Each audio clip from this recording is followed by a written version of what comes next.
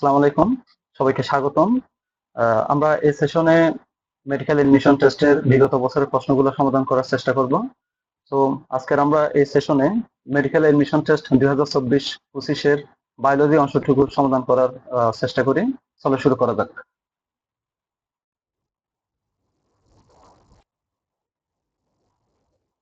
আচ্ছা, সো আচ্ছা, তাহলে এই যে এখানে যে প্রথম প্রশ্নটা দেখতেছি আমরা, সেটা হলো রিকম্বিনেন্ট ডিএনএ টেকনোলজির মাধ্যমে সৃষ্ট উদ্ভিদকে কি বলে।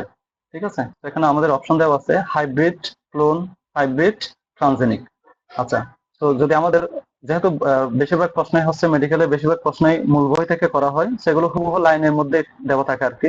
তো যদি কমন আসে একেবারে, তাহলে এক্স্যাক্টলি আমরা অপশনগুলো দেখার সাথে সাথে আমরা সলভ করে ফেলতে পারি। কিন্তু কিছু কিছু প্রশ্ন আছে খুব কনফিউশন, যেমন দেখা যায় যে 4টা অপশনের মধ্যে 4টাই হওয়ার মতো এরকম দেখা যায় আর কি। তাহলে এক্ষেত্রে আমাদের অপশন এক্সপ্লোর করার মাধ্যমে আমরা এমসিকিউ গুলো সলভ করব। সো আমরা বেশ কম সবাই জানি যে রিকম্বিনেন্ট ডিএনএ টেকনোলজির মাধ্যমে সৃষ্ট উদ্ভিদকে বলা হয় ট্রানজেনিক উদ্ভিদ। আচ্ছা, তাহলে আমরা বাকি যে অপশনে যে অংশগুলো দেওয়া আছে যে হাইব্রিড, ক্লোন, হাইব্রিড, এগুলো কি, এগুলো সম্পর্কে আমরা একটু জানি।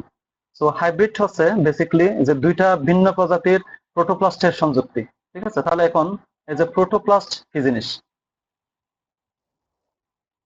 আমরা কোন একটা কোষের ক্ষেত্রে যেহেতু উদ্ভিদ কোষ, তাহলে উদ্ভিদ কোষের সেল ওয়াল বা কোষ প্রাচীর বাদ দিলে বাকি যে অংশটুকু থাকে কোষ প্রাচীরের ভিতরে, ওই অংশটুকুকে প্রোটোপ্লাস্ট বলা হয়। ঠিক আছে, তাহলে দুইটা উদ্ভিদের প্রোটোপ্লাস্টের সংযুক্তি হলে তখন ওটাকে আমরা হাইব্রিড উদ্ভিদ বলি। আবার এই যে ক্লোন, ক্লোন হচ্ছে ট্রানজেনিকের একটা ফার্দার ভেরিয়েশন। ঠিক আছে, ট্রানজেনিকের পরে যখন আমরা ট্রানজেনিক উদ্ভিদ তৈরি করার পরে ডিএনএ টেকনোলজির মাধ্যমে ওটাকে যখন আমরা মাল্টিপল আহ অনেকগুলা উদ্ভিদে যখন উদ্ভিদ তৈরি করি ওখান থেকে, তখন ওটাকে আমরা বেসিক্যালি ক্লোন বলি। শুধু উদ্ভিদ না, এখানে অনেক কিছুই করা যায় এক্ষেত্রে। আচ্ছা, তারপরে নেক্সট অপশন দেওয়া হচ্ছে হাইব্রিড। হাইব্রিড কি জিনিস? হাইব্রিড হচ্ছে যে যখন ডিএনএ টেকনোলজির মাধ্যমে দুইটা উদ্ভিদ বা একাধিক উদ্ভিদ যখন মিক্সড হবে, তখন সাইটোপ্লাজমের মিক্সড হওয়াটা, ওটাই হলো হাইব্রিড। ঠিক আছে, তাহলে হাইব্রিড হলো প্রোটোপ্লাস্টের সংযুক্তি, আর হাইব্রিড হলো সাইটোপ্লাজমের, শুধুমাত্র সাইটোপ্লাজমের। ঠিক আছে, সাইটোপ্লাজমের সংযুক্তি। আচ্ছা আচ্ছা, আমাদের সেকেন্ড প্রশ্ন হচ্ছে নিচে কোন এনজাইমটি জমাট রক্ত গলাতে ব্যবহৃত হয়। আচ্ছা, সো এখানে অপশন দেওয়া আছে ট্রিপসিন, ইউরিয়াস, ইউরোভাইলাস, তারপর হচ্ছে পেপসিন। সো ট্রিপসিনটা হচ্ছে একটা আমিষ বিশ্লেষী এনজাইম। ঠিক আছে, আমরা জানি আমিষ বিশ্লেষী এনজাইম বা প্রোটিলাইটিক এনজাইম। তো এই ট্রিপসিনটা হচ্ছে প্রোটিন ডাইজেশনে হেল্প করে।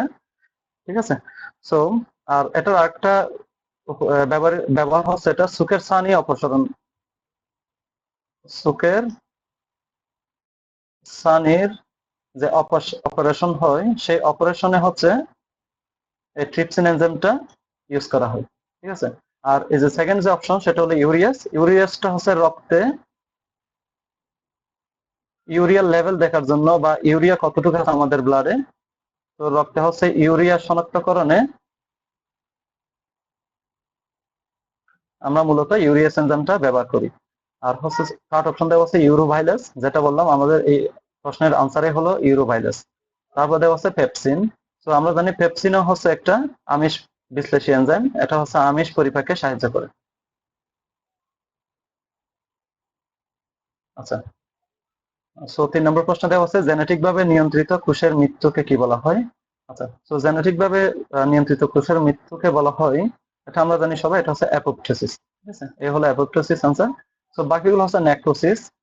নেক্রোসিস হচ্ছে কোষের যখন মৃত্যু হয় পুষ্টির অভাবে, তখন এটাকে বলা হয় নেক্রোসিস। তারপর একটা দেওয়া আছে মেটাস্টেসিস। মেটাস্টেসিসটা হচ্ছে আসলে এটা ক্যান্সারের সাথে রিলেটেড। যখন একটা ক্যান্সার সেল বা টিউমার সেল যখন এক জায়গা থেকে অন্য জায়গায় যায়, তখন ওটাকে মেটাস্টেসিস বলা হয়। ঠিক আছে, আর ফোর্থ অপশন দেওয়া আছে হলো এপোফাইসিস। তো এই এপোফাইসিসটা হচ্ছে এটা আমাদের যে হাড় থাকে, হাড়ের বর্ধিত অংশ। ঠিক আছে, হাড়ের একটা বর্ধিত অংশ, যেটার সাথে হচ্ছে টেন্ডন, লিগামেন্ট, এগুলা এসে অ্যাটাচড হয়। ওকে, আচ্ছা। 4 নম্বর প্রশ্ন হচ্ছে নিচের কোনটি পিউরিন বেস। আমরা জানি আমাদের ডিএনএ আরএনএ যখন তৈরি হয়, এক্ষেত্রে হচ্ছে পিউরিন আর পাইরিমিডিন বেস থাকে কিছু।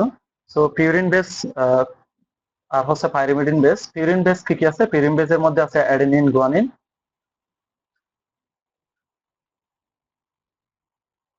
Adenine, guanine. আর পাইরিমিডিন বেসের মধ্যে আছে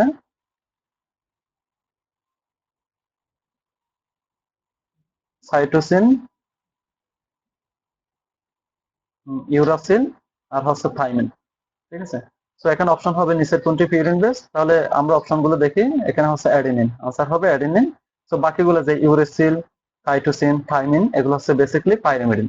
আচ্ছা, তো এক্ষেত্রে মনে রাখার জন্য টেকনিক হচ্ছে যে পাইরিমিডিন এটা আমরা কাট দিয়ে মনে রাখতে পারি। ঠিক আছে, ইউ টি, কাট। তো পিউরিনটা হচ্ছে এজি, অ্যাডেনিন আর গুয়ানিন এটা হচ্ছে পিউরিন, আর পাইরিমিডিন হচ্ছে কাট। আচ্ছা, 5 নম্বর প্রশ্ন হচ্ছে টিস্যু কালচারের প্রাথমিক লক্ষ্য। ঠিক আছে, টিস্যু কালচারের প্রাথমিক লক্ষ্য। এখন আমাদের জানতে হবে টিস্যু কালচার জিনিসটা কি জিনিস আসলে।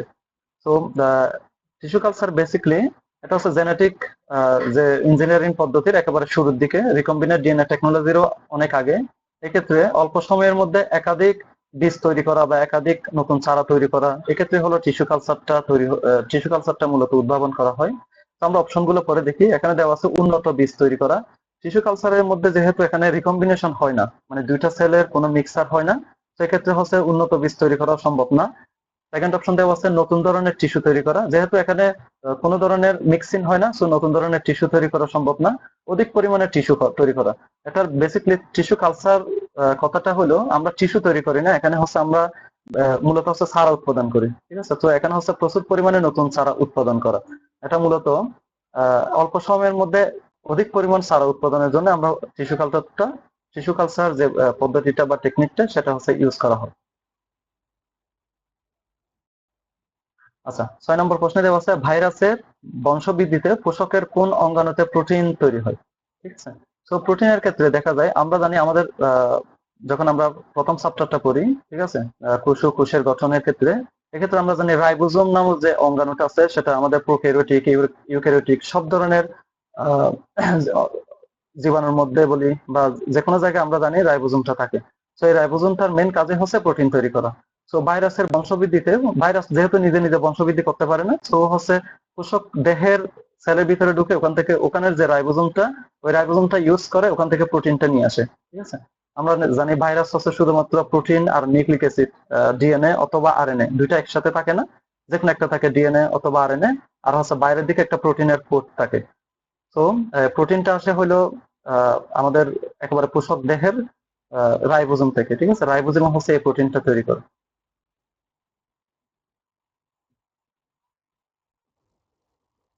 আচ্ছা, 7 নম্বর প্রশ্ন হচ্ছে জেনেটিক ইঞ্জিনিয়ারিং এর প্রধান জীবজ সাধনী বা লিভিং টুল কি জিনিস। আচ্ছা, তো এখানে অপশনের মধ্যে যেগুলো দেওয়া আছে যে এফ ফ্যাক্টর, তারপর হচ্ছে রেস্ট্রিকশন এনজাইম, প্লাসমিড, এক্সপ্লান্ট। তো অপশনের মধ্যে জেনেটিক ইঞ্জিনিয়ারিং এর মেন লিভিং টুল হলো প্লাসমিড।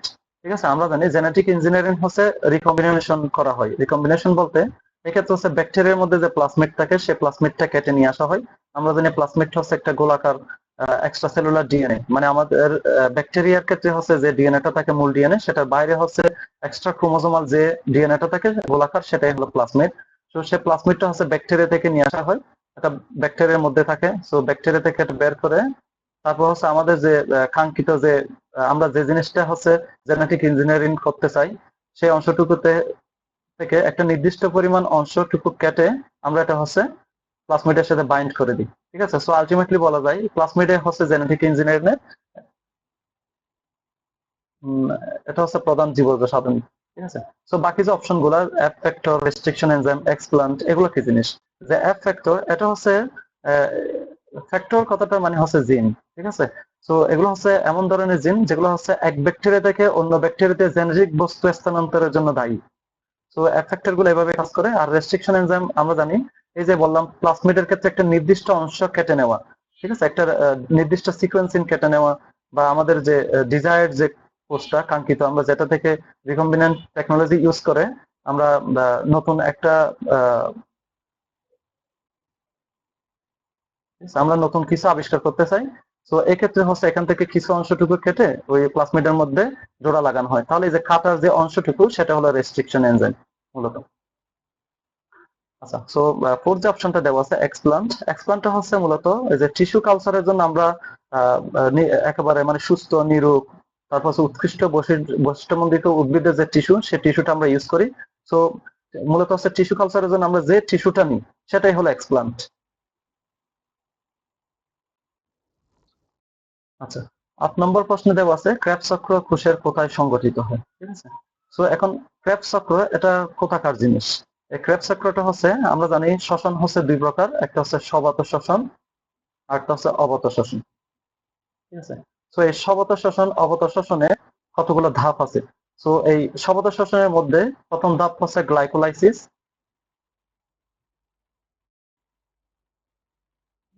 সেই গ্লাইকোলাইসিসটা আবার অবত শ্বসনেরও প্রথম ধাপ। তো আমরা জানি এই গ্লাইকোলাইসিসটা হচ্ছে মূলত একটা সাইটোপ্লাজমে হয় কোষের। তাহলে সেকেন্ড ধাপ হচ্ছে পাইরুভিক অ্যাসিডের অক্সিডেশন, ঠিক আছে, পাইরুভিক অ্যাসিডের অক্সিডেশন যেটা হচ্ছে মাইটোকন্ড্রিয়াতে হয়।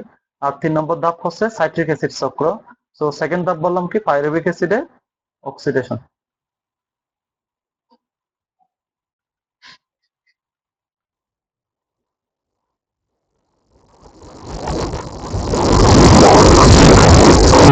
পাইরুভিক অ্যাসিডের অক্সিডেশন। 3 নম্বর ধাপ হচ্ছে টিসিএস সাইকেল, এটাকে আমরা টিসিএস সাইকেল বলতে পারি, অথবা এটাকে ক্রেবস সাইকেলও বলা হয়, ঠিক আছে। ক্রেবস সাইকেল বা ক্রেবস চক্র বলা হয়, ঠিক আছে। এটার আরেকটা নাম আছে, সেটা হলো সাইট্রিক অ্যাসিড চক্র। আচ্ছা, আর সবতা শ্বসনের 4 নম্বর ধাপ এটা হলো ইলেকট্রন ট্রান্সপোর্ট চেইন বা ইলেকট্রন ট্রান্সপোর্ট সিস্টেম বলা হয়। সো এক্ষেত্রে দেখা যায় আমরা জানি গ্লাইকোলাইসিস, গ্লাইকোলাইসিস হচ্ছে এক মূল গ্লুকোজ, এটা হচ্ছে 2 মূল পাইরুভিক অ্যাসিডে কনভার্ট হয়। সো এক্ষেত্রে পাইরুভিক অ্যাসিডের সংকেতটা হচ্ছে মনে রাখতে হবে C3SO3, ঠিক আছে, 2 মূল পাইরুভিক অ্যাসিডে কনভার্ট হয়। এখন সেই পাইরুভিক অ্যাসিডটার হলো অক্সিডেশন হয় সেকেন্ড ধাপে এসে। সো এখানে কিছু হচ্ছে ফ্যাক্টর তৈরি হয়, সেই ফ্যাক্টর গুলো হচ্ছে, এগুলো সহ হচ্ছে সব ইটিসি তে চলে যায়, ফ্যাক্টর গুলো এটিপি তে কনভার্ট হয় পরবর্তীতে। দেন এই যে পাইরুভিক অ্যাসিড, সেই যে পাইরুভিক অ্যাসিডের অক্সিডেশন হওয়ার পরে 2 নম্বর ধাপে এখানে এসিটাইল কুয়ে তৈরি হয়, ঠিক আছে? এসিটাইল কুয়ে, এই এসিটাইল কুয়ে এন্টার করে হচ্ছে টিসিএ সাইকেল বা ক্রেবস সাইকেলে। টিসিএ সাইকেলে গিয়ে ফার্দার এখান থেকে এটিপি, জিটিপি, এনএডিপিএস অনেক কিছু তৈরি হয়, সেগুলো আলটিমেটলি ইলেকট্রন ট্রান্সপোর্ট সিস্টেম গিয়ে সবগুলো আলটিমেট হচ্ছে এটিপি তে কনভার্ট হয়। সো আমরা জানি ওভারঅল ক্ষমতা শোষণের ক্ষেত্রে হচ্ছে 38টা এটিপি তৈরি হয়, ঠিক আছে? আচ্ছা, তাহলে এই যে ক্রেবস চক্র, তাহলে এখানে গ্লাইকোলাইসিস বাদে বাকি যে সাইকেল গুলো, 3টা সাইকেল সবগুলো হচ্ছে মাইটোকন্ড্রিয়াতে হয়।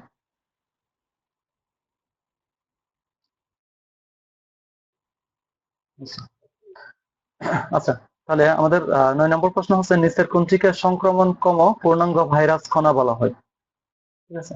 আচ্ছা, সো এখানে অপশন গুলো দেখি আমরা, দেওয়া আছে প্রিয়ন, ভিরিয়ন, ভিরোয়েট আর হচ্ছে নিউক্লিক অ্যাসিড। আচ্ছা, সো আমরা জানি সংক্রমণক্ষম পূর্ণাঙ্গ ভাইরাস কণা সেটাকে বলা হয় হচ্ছে অ্যাকচুয়ালি এটা আনসার হবে ভিরিয়ন। আচ্ছা, সো ভিরিয়ন হচ্ছে মানে ভাইরাস গুলো যখন রেপ্লিকেশন করে মানে বংশবৃদ্ধি করে, এরপরে হচ্ছে ছোট ছোট যে ভাইরাস গুলো তৈরি হয় এগুলোকে বেসিক্যালি আমরা ভিরিয়ন বলি, ঠিক আছে। সো এগুলো হচ্ছে মূলত সংক্রমণক্ষম একবার পূর্ণাঙ্গ ভাইরাস কণা ধরা যায় সেজন্য। আচ্ছা, আর তাহলে যে প্রিয়নটা কি, প্রিয়নের মধ্যে পি দিয়ে মনে রাখবা, প্রিয়ন এখানে শুধুমাত্র প্রোটিন অংশটুকু থাকে, ঠিক আছে, এখানে কোনো ধরনের নিউক্লিক অ্যাসিড থাকে না, মানে এখানে কোনো ধরনের ডিএনএ, আরএনএ এগুলা থাকে না, ঠিক আছে, শুধুমাত্র প্রোটিন অংশটুকু থাকে। সো এটাকে আমরা বলি সংক্রামক প্রোটিন 5 প্রিয়নটা। আচ্ছা, আর হচ্ছে ভিরোয়েট, ভিরোয়েট কি জিনিস? ভিরোয়েট হচ্ছে সংক্রামক আরএনএ, ঠিক আছে, এটা হচ্ছে সংক্রামক আরএনএ ভিরোয়েট। আর নিউক্লিক অ্যাসিড এটা হচ্ছে সংক্রমণ ক্ষমতাবিহীন ভাইরাস, ঠিক আছে। আমরা ভিরিয়নকে বলতেছি কি, এটা হচ্ছে একটা সংক্রমণক্ষম পূর্ণাঙ্গ ভাইরাস, আর নিউক্লিক অ্যাসিডটা হচ্ছে সংক্রমণ ক্ষমতাবিহীন ভাইরাস। আচ্ছা, তো আমাদের 10 নম্বর প্রশ্ন হচ্ছে নিচের কোনটি মালবেসি গোত্রের উদ্ভিদ? এখানের মধ্যে অপশন দেওয়া আছে কার্পাস তুলা, আমরা এগুলোর সাথে পরিচিত, আখ, জব, সোরকাটা, ঠিক আছে। তো এই এখানের অপশনের মধ্যে মালবেসি গোত্রের আমরা দেখবো আবুল হাসান স্যারের বইয়ে অনেকগুলা উদাহরণ দেওয়া আছে, এর মধ্যে কার্পাস তুলা উদাহরণটা আছে। তো এটা হচ্ছে বেসিক্যালি মালবেসি গোত্রের উদ্ভিদ। তো বাকি যে অপশন গুলা, এই যে আখ, জব, সুরকাটা, সুরকাটা এই তিনটাই হলো পোয়াসি গোত্রের উদ্ভিদ, ঠিক আছে। তো এখানে একটা সুকাটার ছবি দেওয়া হলো, এখানে দেখা যায় এটা যেহেতু আমাদের জন্য একেবারে খুব অপরিচিত একটা টার্ম, সেজন্য আমরা ছবিটা এখানে ইউজ করছি। তো দেখো, এটা দেখতে আমাদের ধান গাছের যে কাণ্ড থাকে সে ধান গাছের কাণ্ডের মতো দেখা যায়, ঠিক আছে। সো আমরা জানি ধান গাছ হলো একটা পোয়াসি গোত্রের উদ্ভিদ। সো এদিক দিয়ে চিন্তা করলে চোরকাঁটাটা হচ্ছে কোয়াসি গোত্রের একটি উদ্ভিদ। আচ্ছা, সো নেক্সট কোয়েশ্চেন হচ্ছে নিচের কোন ধরনের উদ্ভিদকে এপিমেরালস বলা হয়? ঠিক আছে, সো মেডিকেল এডমিশন টেস্টে হচ্ছে এরকম কিছু কিছু টার্ম ইংলিশে দিয়ে দেয় এপিমেরালস উদ্ভিদ। সো এটা হচ্ছে যদি বাংলাটা জানা থাকে তাহলে খুব ইজি এই প্রশ্নগুলা, বাট কিছু ক্ষেত্রে হচ্ছে মানে প্রশ্নটা একটু কঠিন করার জন্য এই ধরনের ইংলিশ টার্ম গুলো ইউজ করা হয়, যেহেতু আমরা বাংলা ভার্সনের স্টুডেন্ট, তো একটু বুঝতে অসুবিধা। আচ্ছা, সো এখানে হচ্ছে অপশন গুলো কি দিচ্ছে, খরা খরা সহনশীল, লবণ সহনশীল, খরা এড়ানো, খরা প্রতিরোধী উদ্ভিদ। ঠিক আছে। আচ্ছা, তো এখানে হচ্ছে মূলত অংশটা এখানে অপশনটা হবে হচ্ছে খরা এড়ানো উদ্ভিদ, আমাদের আনসারটা যে এপিমেরালস উদ্ভিদ কাদের বলা হয়। আচ্ছা, সো এখন এই খরা এড়ানো উদ্ভিদ গুলা কোথায় থাকে, এগুলো হচ্ছে বেসিকলি যে মরু এরিয়া, ঠিক আছে, মরু উদ্ভিদ গুলাকে আমরা মূলত তিন ভাগে ভাগ করি।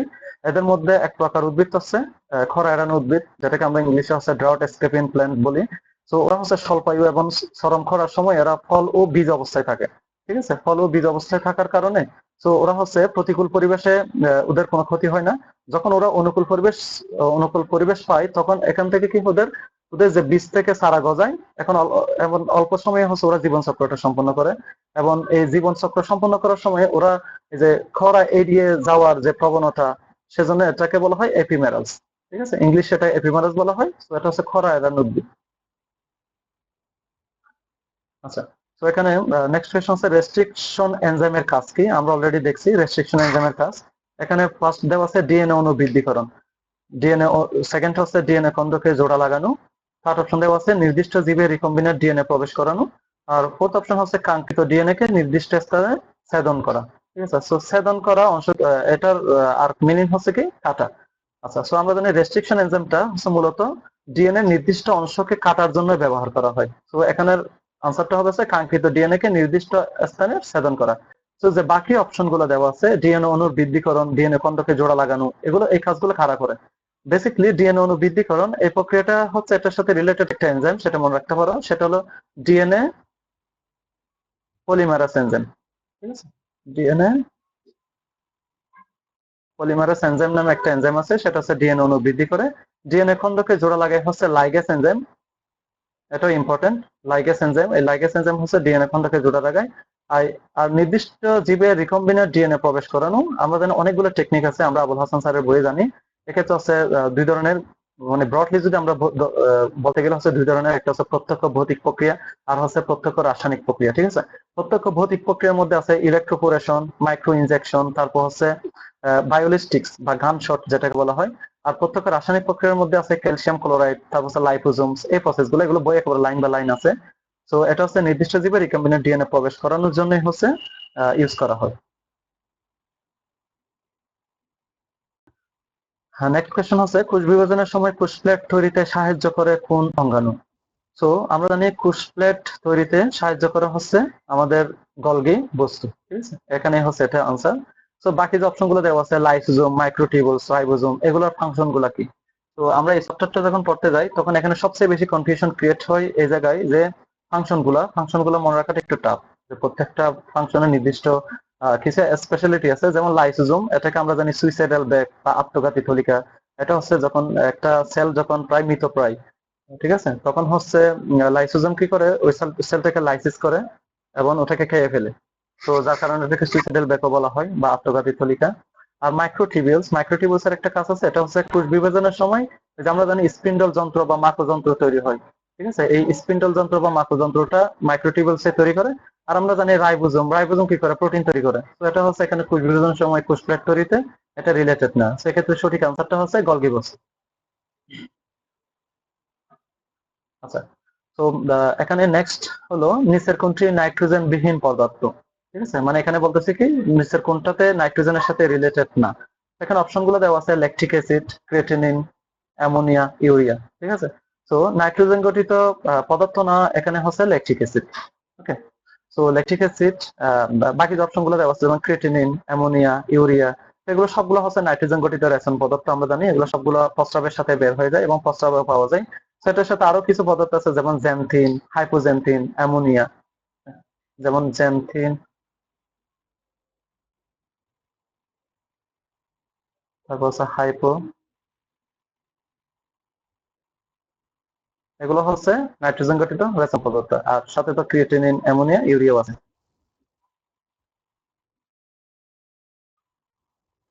আচ্ছা, তো আমাদের নেক্সট কোয়েশ্চেন হচ্ছে কোনটির উপস্থিতিতে স্নেহ পদার্থের ইমালসিফিকেশন হয়। এখন ইমালসিফিকেশন এটা প্রসেসটা কি? ইমালসিফিকেশনটা হচ্ছে বেসিক্যালি যখন স্নেহ পদার্থ, আমরা জানি এটা ম্যাক্রোমলিকিউলস গুলা এনজাইমের মাধ্যমে খুব ইজিলি হচ্ছে ডাইজেস্ট করতে পারে না, তো যার কারণে এটা ইমালসিফিকেশন করার দরকার হয়। ঠিক আছে, সো ইমালসিফিকেশন হয় মূলত হচ্ছে পিত্ত লবণের মাধ্যমে, বা বাইল সল্ট বলি ইংলিশ আমরা।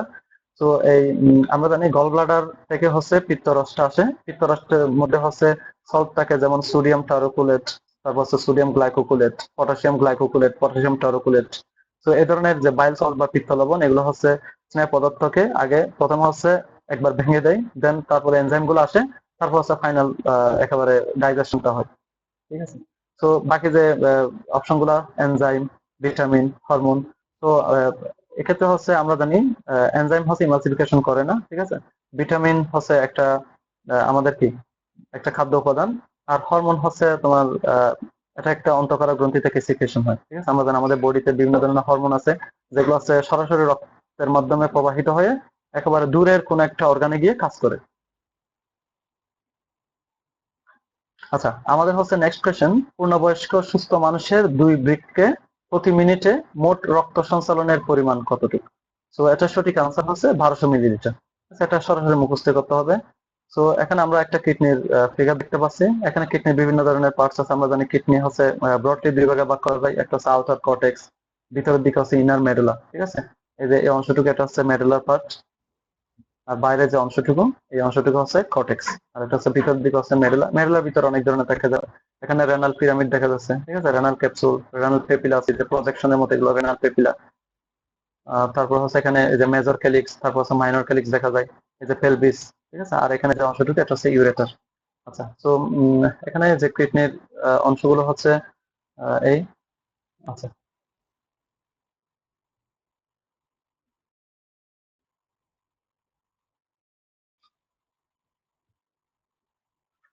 আচ্ছা, আমাদের নেক্সট কোয়েশ্চন হচ্ছে পেসমেকারের কাজ কি। তো এখানে পেসমেকারের কাজ আমরা অপশনগুলো দেখি, যে রক্তকে তরল রাখে, রক্ত সঞ্চালন বৃদ্ধি করে, হৃদরোগ প্রতিরোধ করে, হৃদস্পন্দনের ধীরগতি নিয়ন্ত্রণ করে।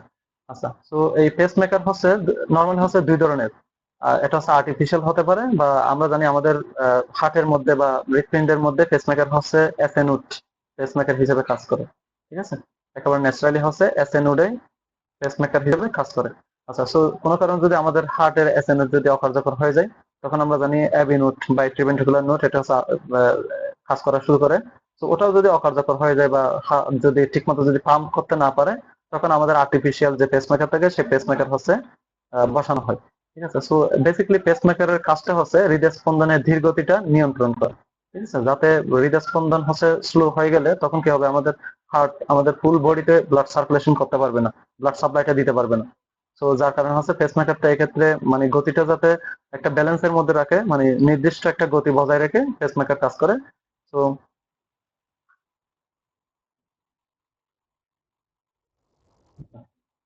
আমাদের নেক্সট কোয়েশ্চেন, ডাক্টাস কুবেরি রুই মাছের কোন তন্ত্রের অংশ? তো ডাক্টাস কুবেরিটা হচ্ছে রুই মাছের, এখানে আমরা দেখতেছি এটা হচ্ছে রুই মাছের শিরাতন্ত্রের একটা ছবি দেওয়া আছে, এই জায়গায় একটা অংশ আছে, এই হলো ডাক্টাস কুবেরি। ঠিক আছে, এই হলো ডাক্টাস কুবেরি। এদিকে হচ্ছে অ্যান্টেরিয়র কার্ডিনাল ভেন, তারপর হচ্ছে যে ইনফেরিয়র জুগুলার ভেন। এই যে এই পাশে যদি দেখি আমরা এই সাইডে, তাহলে এই হলো অ্যান্টেরিয়র কার্ডিনাল ভেন। ঠিক আছে, এটা হলো অ্যান্টেরিয়র কার্ডিনাল ভেন। আর এদিকে দেওয়া আছে হচ্ছে left posterior cardinal vein. So এই যে অ্যান্টেরিয়র কার্ডিনাল ভেন আর পোস্টেরিয়র কার্ডিনাল ভেন, এই যে এই অংশটুকু, এটা হলো ডাক্টাস কুবেরি। তো এটা হচ্ছে শিরাতন্ত্রের একটা অংশ।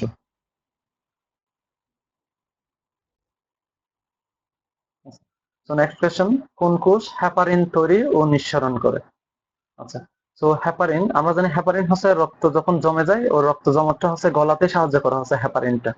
তো এই হ্যাপারিনটা মূলত সিক্রেশন হয়ে হচ্ছে এটা ভেসোফিল থেকে। ঠিক আছে, ভেসোফিল থেকে হচ্ছে হ্যাপারিনটা সিক্রেশন হয়। এমন মানে ভেসোফিল হচ্ছে মূলত হ্যাপারিন উৎপন্ন করে, আবার নিঃসরণ করে। ঠিক আছে, তো বাকি যেগুলো দেওয়া আছে, যে নিউট্রোফিল, লিম্ফোসাইট, মনোসাইট, তো এগুলোর কাছে আমরা জানি এগুলো সবগুলো হচ্ছে শ্বেত রক্তকণিকা। শ্বেত রক্তকণিকা হচ্ছে দুই ধরনের, ব্রডলি যদি বলি, দানাদার আর হচ্ছে অদানাদার। ঠিক আছে। সো অদানাদার হচ্ছে লিম্ফোসাইট আর মনোসাইট, আর দানাদার হচ্ছে নিউট্রোফিল, ইওসিনোফিল, বেসোফিল। ঠিক আছে, যেগুলোতে ফিল দেওয়া আছে সবগুলো হচ্ছে দানাদার, আর যেগুলো হচ্ছে সাইট যে দুইটা এগুলো হচ্ছে অদানাদার। ঠিক আছে, এটা মনে রাখার জন্য টেকনিক। তো এই নিউট্রোফিলের ক্ষেত্রে নিউট্রোফিলের কিছু ফাংশন আছে আলাদাভাবে, যেমন এটা হচ্ছে ফ্যাগোসাইটোসিস করে, মানে ব্যাকটেরিয়া এনগালপ করে। ইওসিনোফিলটা হচ্ছে মূলত এটা আমাদের অ্যালার্জির সাথে রিলেটেড একটা ডাব্লিউবিসি। তারপর হচ্ছে বেসোফিলের কথা বললাম।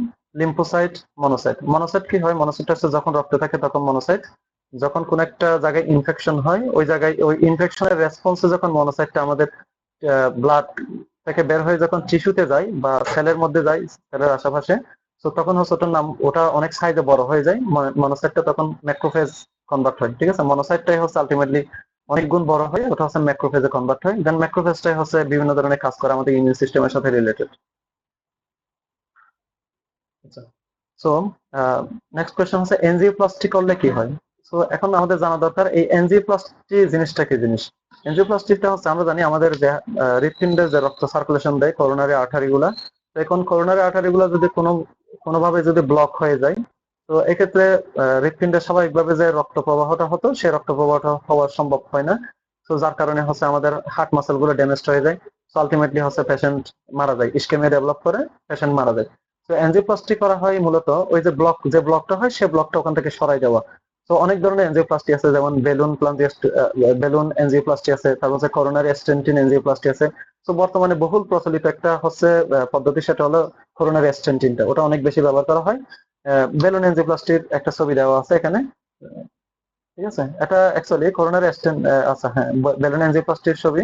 এই জায়গায় ক্যাথেটার দিয়ে হচ্ছে বেলুনটা নিয়ে দেওয়া হয় ওই জায়গায়, জাস্ট বেলুনটা পাম্প করে ওটা ফুলাই দেওয়া হয়। সো আলটিমেটলি যেখানে যে হলুদ হলুদ যে অংশটুকু দেওয়া দেখা যাচ্ছে এগুলো হচ্ছে প্লাক ফরমেশন হয়েছে। ঠিক আছে, এগুলাই হচ্ছে মূলত ব্লক করে দিছে। সো আলটিমেটলি হচ্ছে রক্ত প্রবাহটা স্বাভাবিক হয় এই এনজিওপ্লাস্টিটা করার কারণে। এখন অপশন গুলো দেওয়া আছে, আমরা দেখি। হৃদস্পন্দন বৃদ্ধি পায়, সরু ধমনী প্রশস্ত হয়, হৃদস্পন্দনের গতি ধীর হয়, রক্ত সঞ্চালনের গতি বৃদ্ধি পায়। সেখানে হৃদস্পন্দন বৃদ্ধি পায়, হৃদস্পন্দনের গতি ধীর হয়, এগুলো হচ্ছে পেসমেকারের সাথে রিলেটেড কিছু কথাবার্তা। রক্ত সঞ্চালনের গতি বৃদ্ধি পায়, এটা হচ্ছে আমাদের হার্টের যে কন্ট্রাকশন রিল্যাক্সেশন এটার উপর নির্ভর করে। সেখানে এনজিওপ্লাস্টি করলে মূলত হচ্ছে সরু ধমনীটা প্রশস্ত হয়। ঠিক আছে, ওই যে ব্লক হওয়ার কারণে যে ধমনীর ক্যালিভারটা ওটা তো অনেক ন্যারো হয়ে যায়। সো ওটা প্রশস্ত করার জন্য হচ্ছে মূলত এনজিওপ্লাস্টিটা করা হয়।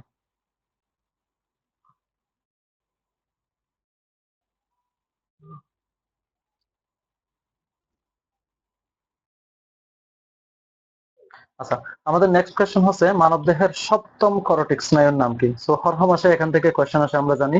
তো সপ্তম করটিক স্নায়ুর নাম, এগুলো মনে রাখাটা একটু ডিফিকাল্ট অনেকের কাছে, কিন্তু নেমোনিক দিয়ে যদি মনে রাখি আমরা এটা অনেক সহজ।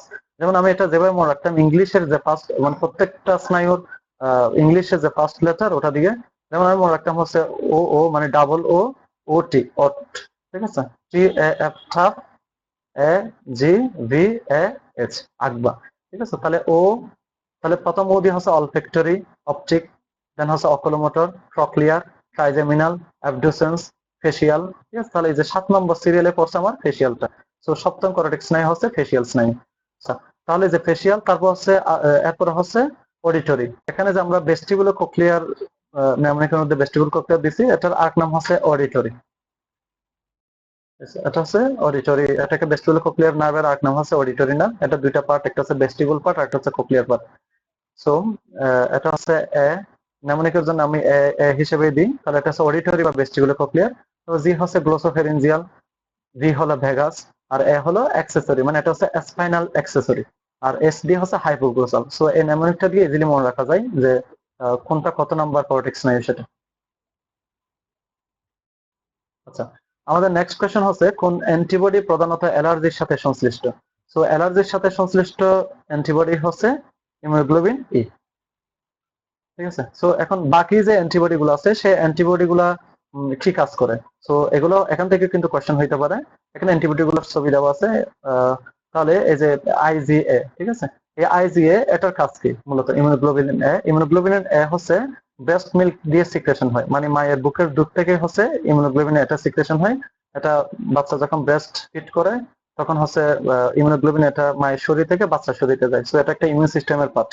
ঠিক আছে, ইমিউনোগ্লোবিন এটা বাচ্চাকে হচ্ছে প্রোটেকশন দেয় যখন হচ্ছে ব্রেস্ট মিল্ক পিরিয়ডের ক্ষেত্রে। আচ্ছা, তারপর হচ্ছে অপশনে দেওয়া আছে ইমিউনোগ্লোবুলিন এম। ইমিউনোগ্লোবুলিন এমটা এটা হচ্ছে অনেক এরকম লার্জ একটা স্ট্রাকচার নিয়ে, ঠিক আছে। এটার অনেক ডিপ ফাংশন আছে, আমরা জানি এটা একটা নির্দিষ্ট সেলের উপরে থাকে। ইমিউনোগ্লোবুলিন এম, ইমিউনোগ্লোবুলিন ডি, এগুলো অনেক জটিল মেকানিজম, সেগুলো ইন্টারমিডিয়েট লেভেলে বা এডমিশনের জন্য এগুলো অতটুকু নেসেসারি না। তারপর হচ্ছে ইমিউনোগ্লোবুলিন জি, এটা হচ্ছে ইম্পর্টেন্ট। ইমিউনোগ্লোবুলিন জি হচ্ছে গর্ভ অবস্থায় আমরা জানি অমরা থাকে, সেই অমরা বা প্লাসেন্টা, ঠিক আছে, অমরা বা ইংলিশে বললে আমরা এটা প্লাসেন্টা। সো এই অমরা বা প্লাসেন্টা ক্রস করে যাইতে পারা হচ্ছে এই ইমিউনোগ্লোবুলিন জি, সেটা ইম্পর্টেন্ট। আর ইমিউনোগ্লোবুলিন এটা ইম্পর্টেন্ট, এটার ফাংশনটা।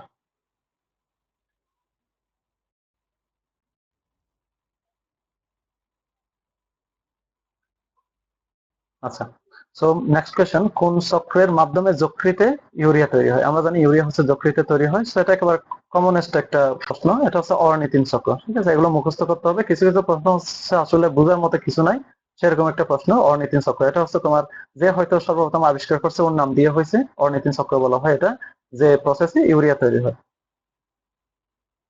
যেমন আমরা এরকম জানি অ্যামোনিয়া তৈরি হয় হচ্ছে হেবার পদ্ধতিতে, ঠিক আছে, হেবার প্রণালী বা হেবার পদ্ধতিতে অ্যামোনিয়া তৈরি হয়। তারপর হচ্ছে স্পর্শ পদ্ধতি বা কন্টাক্ট প্রসেস বলা হয়, সে এটাতে হচ্ছে সালফিক অ্যাসিড তৈরি হয়, ঠিক আছে। স্পর্শ পদ্ধতিতে হচ্ছে সালফিক অ্যাসিড তৈরি হয়, হেবার পদ্ধতিতে অ্যামোনিয়া তৈরি, এগুলো আমরা কেমিস্ট্রিতে পড়ি বেসিক্যালি। তো এই ইউরিয়াটা তৈরি হয় যকৃতে হচ্ছে অর্নিথিন চক্রে। আচ্ছা, নেক্সট কোশ্চেন দেখো, নিচে কোন হরমোনটি মানুষের ডিম্বাশয় থেকে নিঃসৃত হয়? আচ্ছা, সো এটা হচ্ছে ফিমেল রিপ্রোডাক্টিভ অর্গানের একটা পার্ট। এই যে ওভারি বা ডিম্বাশয় দুই পাশে দুইটা থাকে। এখানে যে প্রজেকশন গুলো দেওয়া আছে এগুলো হচ্ছে ফেলোপিয়ান টিউবের যে প্রজেকশন। এই যে অংশটুকু পুরোটুকু হচ্ছে ফেলোপিয়ান টিউব। মানে এটা যে দেখতেছি আমরা এটা হলো ইউটেরাস বা জরায়ু, ঠিক আছে। জরায়ুর সামনের অংশটুকু হলো সার্ভিক্স, এই অংশটুকু হচ্ছে সার্ভিক্স। এর পরের পার্টটুকু, আচ্ছা, এই অংশটুকু হচ্ছে সার্ভিক্স, এর পরের পার্টটুকু হচ্ছে ভেজাইনাল পার্ট। আচ্ছা, সো এই যে ওভারিটা হচ্ছে বিভিন্ন ধরনের হরমোন নিঃসরণ করে। সো মেয়েদের হরমোনের ক্ষেত্রে আমরা জানি ইস্ট্রোজেন, প্রজেস্টেরন, এগুলো হচ্ছে লুটিনাইজিন হরমোন, এগুলো হচ্ছে অন্যতম হরমোন। সো বেসিক্যালি এখানে যে অপশনগুলো দেওয়া আছে অক্সিটোসিন, প্রোল্যাকটিন, থাইরোনিন, প্রজেস্টেরন, এই হরমোনগুলোর মধ্যে ডিম্বাশয় থেকে আসা হলো প্রজেস্টেরন হরমোনটা।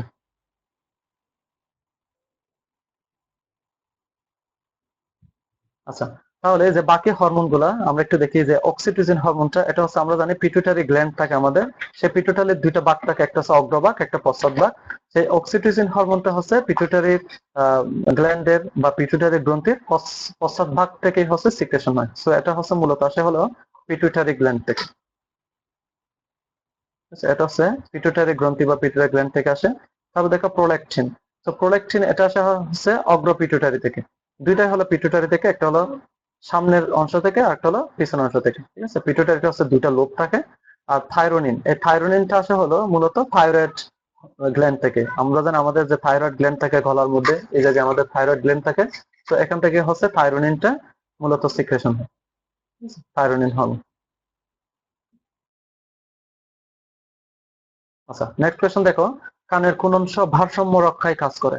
তো আমরা জানি আমাদের কানের হচ্ছে প্রধানত তিন ভাগে ভাগ করা হয়, ঠিক আছে। একেবারে সামনের যে অংশটুকু এটা হচ্ছে এক্সটার্নাল ইয়ার বা আউটার ইয়ার। তারপর হচ্ছে মাঝখানের অংশ, এটা হচ্ছে মিডল ইয়ার, ঠিক আছে। তারপর হচ্ছে একেবারে ভিতরে হচ্ছে ইনার ইয়ার বা অন্তঃস্থি বলা হয়, মানে অন্তঃকর্ণ বলা হয়। সো এই অন্তঃকর্ণের হচ্ছে আবার দুইটা পার্ট থাকে, একটা হচ্ছে ভারসাম্য রক্ষার জন্য, আর একটা হচ্ছে আমরা যাতে শুনতে পাই জিনিসটা সেটা। তো এখানে মূলত আমাদের যে ভারসাম্যটা রক্ষা করে কানের ভারসাম্যটা, সেটা হলো মূলত ভেস্টিবুলার যন্ত্র, ঠিক আছে। এই যে ভেস্টিবুলার অ্যাপারেটাস দেখা যাচ্ছে, ইউট্রিকল সেকিউলস, এই যে সেমি সার্কুলার যে ক্যানেল থাকে, এখানে কিছু সেমি সার্কুলার এইভাবে ক্যানেল থাকে। সেই ক্যানেল গুলো হচ্ছে মূলত আমাদের ভারসাম্যটা রক্ষা করে, মানে আমরা দাঁড়ালে যাতে মাথা ঘুরে পড়ে না যায় বা এরকম। তো কোনো কারণে যদি এখানে কোনো প্রবলেম দেখা যায় তখন হচ্ছে আমাদের ব্যালেন্স কন্ট্রোল করতে পারি না আমরা, ঠিক আছে।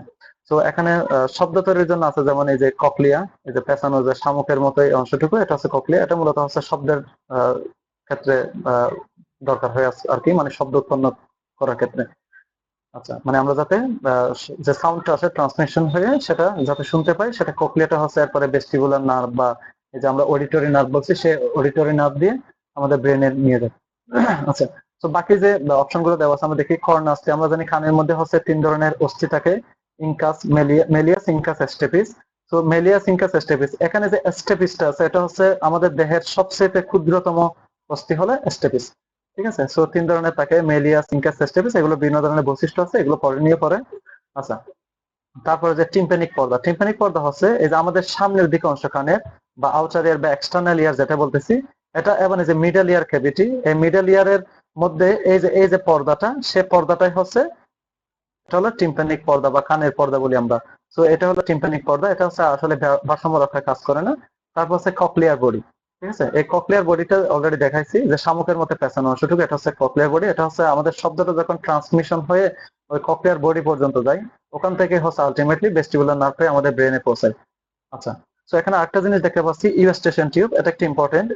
এটা হচ্ছে মিডল ইয়ারের একটা পার্ট, মানে মধ্যকর্ণের একটা পার্ট। তো এই মধ্যকর্ণের পার্টটা, ইউস্টেশন টিউবটা আমাদের কিসের সাথে রিলেটেড থাকে? এটা আমাদের নাজোফেরিংস এর সাথে রিলেটেড থাকে। এটা আমাদের একটা হচ্ছে ফেরিনজিয়াল পার্ট, নাজোফেরিংস। আমাদের নাজোফেরিংস এর সাথে হচ্ছে রিলেটেড থাকে ইউস্টেশন টিউবটা। তো এটাও আসে পরীক্ষার সময়। বা এটা বাংলায় হচ্ছে গলবিল বলা হয়, যে গলবিলের সাথে হচ্ছে সংযুক্ত থাকে ইউস্টেশন টিউব দিয়ে মধ্যকর্ণের সাথে। আচ্ছা, আমাদের নেক্সট কোয়েশ্চেন হচ্ছে, নিচের কোনটি মানুষের দ্বিতীয় মস্তিষ্ক হিসেবে পরিচিত? ঠিক আছে, সো দ্বিতীয়, এখানে অপশন গুলো দেওয়া আছে যে সুষুম্নাকাণ্ড, এন্টেরিক স্নায়ুতন্ত্র, এক্সট্রিনজিক স্নায়ুতন্ত্র, মেরুলা অবলঙ্গাটা। আচ্ছা, তাহলে এই যে সুষুম্নাকাণ্ডটা কি জিনিস? এটা হচ্ছে আমাদের পিছনে যে ভার্টিব্রা আছে, বা আমরা মেরুদণ্ড বলি, ঠিক আছে, ভার্টিব্রাল কলাম, সেই মেরুদণ্ডের মধ্যেই, এটা মেরুদণ্ডটা হচ্ছে মূলত ফর্মেশন করে কারা? ভার্টিব্রা গুলাই, তাই না? তো এই ভার্টিব্রার মধ্যে হচ্ছে ফোরামেন থাকে, একটা ছিদ্র থাকে। এই ছিদ্রটা হচ্ছে যখন একটা ভার্টিব্রা অন্য একটা ভার্টিব্রার সাথে যখন একসাথে, মানে অনেকগুলো যখন ভার্টিব্রা এরকম কানেক্টেড থাকে, তখন ওরা ফোরামেনটা হচ্ছে একটা ক্যানেলের মতো দেখা যায়। ঠিক আছে, এই ভার্টিব্রাল ক্যানেলের মধ্যে ওটা হচ্ছে সুষুম্নাকাণ্ডটা, ওটা ওখানে হচ্ছে সংরক্ষিত থাকে। ঠিক আছে, ওই সুষুম্নাকাণ্ডের আবার অনেকগুলো ব্রাঞ্চ থাকে, এগুলোকে আমরা সুষুম্না স্নায়ু বলি। 31 জোড়া হচ্ছে, ঠিক আছে, 31 জোড়া, টোটাল 31 জোড়া সুষুম্না স্নায়ু থাকে। এটা মনে রাখবা। তারপর দেখা এন্টেরিক স্নায়ুতন্ত্র আর হচ্ছে এক্সট্রিনজিক স্নায়ুতন্ত্র, এই দুইটা জিনিস হচ্ছে আমাদের জিআইটির সাথে রিলেটেড। জিআইটি বলতে আমাদের গ্যাস্ট্রোইন্টেস্টিনাল ট্র্যাক্ট। ঠিক আছে, গ্যাস্ট্রোইন্টেস্টিনাল ট্র্যাক্টের মধ্যে আমাদের পার্ট, অনেকে বলা হচ্ছে এটা একেবারে মাউথ টু অ্যানাস পর্যন্ত। আবার কেউ কেউ বলা হচ্ছে যেহেতু গ্যাস্ট্রিক, তাহলে এটা হচ্ছে পাকস্থলী থেকে শুরু হয়। সো আমরা যদি ধরি একেবারে পাকস্থলী, স্মল ইন্টেস্টাইন, লার্জ ইন্টেস্টাইন, ঠিক আছে, ক্ষুদ্রান্তর, বৃহদন্ত্র, সো এই অংশটুকু হলো এন্টেরিক স্নায়ুতন্ত্র বা এক্সট্রিনজিক স্নায়ুতন্ত্র। সো এই এন্টেরিক স্নায়ুতন্ত্র বা এক্সট্রিনজিক স্নায়ুতন্ত্র, এটা হচ্ছে আমাদের জিআইটির একটা স্বতন্ত্র স্নায়ুতন্ত্র। ঠিক আছে, এটা আমাদের সেন্ট্রাল নার্ভাস সিস্টেমের সাথে কানেক্টেড না, মানে আমাদের ব্রেন দ্বারা কন্ট্রোল করা লাগে না এগুলা। সো এই এন্টেরিক স্নায়ুতন্ত্র আর হচ্ছে এক্সট্রিনজিক স্নায়ুতন্ত্র, এক্ষেত্রে এন্টেরিক স্নায়ুতন্ত্র, এটা বাংলা হচ্ছে অন্ত্রীয়। ঠিক আছে, এটাকে বলা হয়, এটা এক নাম হচ্ছে অন্ত্রীয় স্নায়ুতন্ত্র বা ইন্ট্রিনজিক স্নায়ুতন্ত্র বলতে পারি। সো এক্সট্রিনজিক, ইন্ট্রিনজিক বিভাগে। তাহলে এই যে অন্ত্রীয় স্নায়ুতন্ত্র বা এন্টেরিক স্নায়ুতন্ত্র, এটার আরেক নাম ডাকা হয়, এটাকে দ্বিতীয় মস্তিষ্ক বা সেকেন্ড ব্রেন বলা হয়। ঠিক আছে। আচ্ছা, আর হচ্ছে মেডুলা অবলঙ্গাটা। এই মেডুলা অবলঙ্গাটা হচ্ছে এই যে আমরা ফিগারের মধ্যে দেখতে পাই, এই মেডুলা অবলঙ্গাটা, এটা হচ্ছে এই যে আমাদের একেবারে পশ্চাৎ মস্তিষ্কের পার্ট। আমরা জানি তিনটা পার্ট থাকে, পন্স, মেডুলা, সেরেবেলাম। ঠিক আছে, এই অংশটুকু। তাহলে পন্স, মেডুলা অবলঙ্গাটা আর হচ্ছে সেরেবেলাম। মেডুলা অবলঙ্গাটের কন্টিনিউশন হচ্ছে সুষুম্নাকাণ্ড তৈরি করে। ঠিক আছে, সো এই হলো সেরেবেলাম, এই অংশটুকু হচ্ছে সেরেবেলাম। আচ্ছা,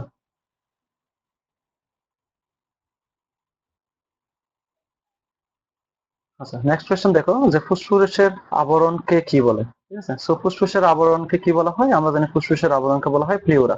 তো বাকি অপশন গুলো দেখো, গ্লিসন ক্যাপসুল। এই গ্লিসন ক্যাপসুল হচ্ছে যকৃতের আবরণ। ঠিক আছে, গ্লিসন ক্যাপসুলটা হচ্ছে যকৃতের আবরণ। পেরিকার্ডিয়াম হচ্ছে, আমরা জানি হার্টের চারপাশে আমাদের যে হৃৎপিণ্ড থাকে, ঠিক আছে, হৃৎপিণ্ডের চারপাশে হচ্ছে কি থাকে? এই পেরিকার্ডিয়ামটা থাকে।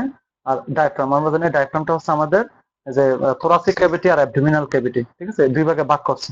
এটা হলো ডায়াফ্রামটা, এবং এই ডায়াফ্রাম হচ্ছে আমাদের শ্বসনের ভূমিকা রাখে।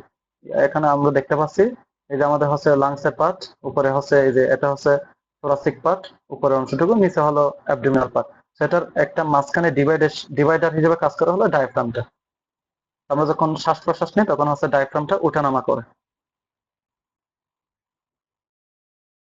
আচ্ছা, নেক্সট কোয়েশ্চন দেখো, ডেল্টয়েড টিউবারসিটি কোন অস্থির অংশ? তো কিছু কিছু জিনিস আসলে হলো মুখস্থ করা লাগবে সরাসরি।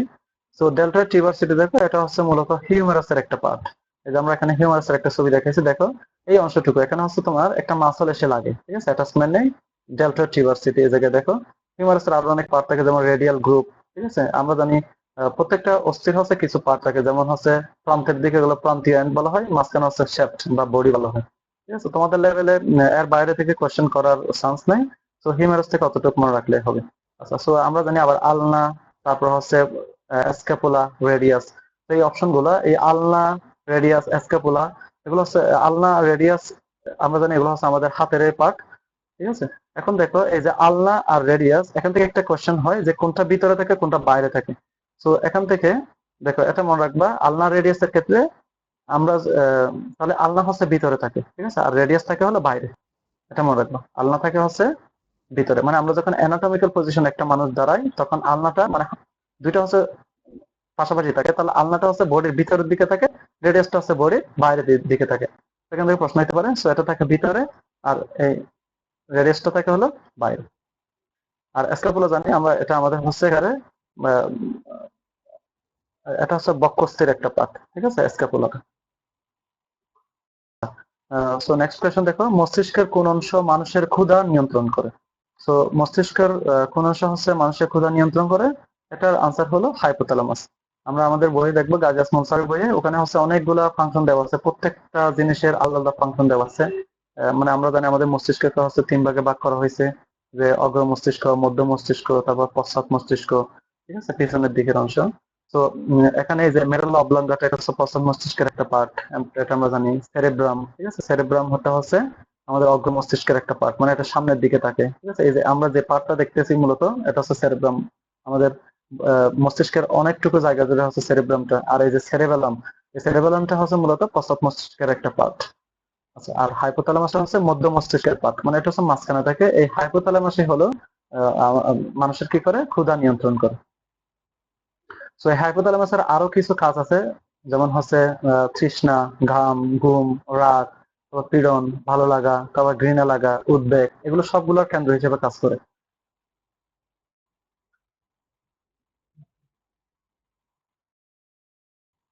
আচ্ছা, তারপর হচ্ছে সেরেবেলাম, সেরেবেলাম না, হাইপোথ্যালামাস হলো দেহতাপ নিয়ন্ত্রণ করে, অন্তঃকরা গ্রন্থির করণ, রক্তচাপ নিয়ন্ত্রণ করে। সো অনেকগুলো ফাংশন আছে, সবগুলো ফাংশনে হচ্ছে ইম্পর্টেন্ট।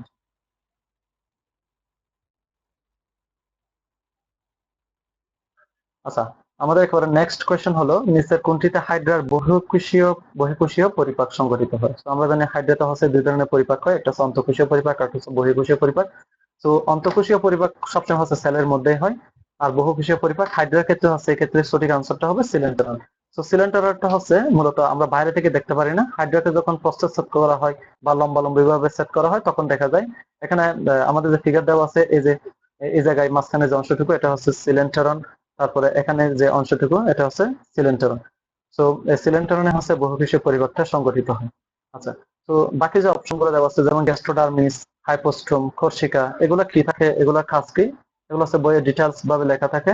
তো গ্যাস্ট্রোডার্মিসটা দেখো, মূলত গ্যাস্ট্রোডার্মিসটা হচ্ছে হাইড্রার যখন ডেভেলপমেন্ট হয় তখন 2 ভাগে ভাগ হয়। আমরা জানি হাইড্রা হচ্ছে 2টা স্তরী, তাই না, দ্বিস্তরী প্রাণী, গ্যাস্ট্রোডার্মিস আর হচ্ছে এপিডার্মিস, এই 2টা অংশ থাকে হাইড্রার ক্ষেত্রে, গ্যাস্ট্রোডার্মিস আর এপিডার্মিস। আচ্ছা, তারপর হচ্ছে হাইপোস্ট্রোম।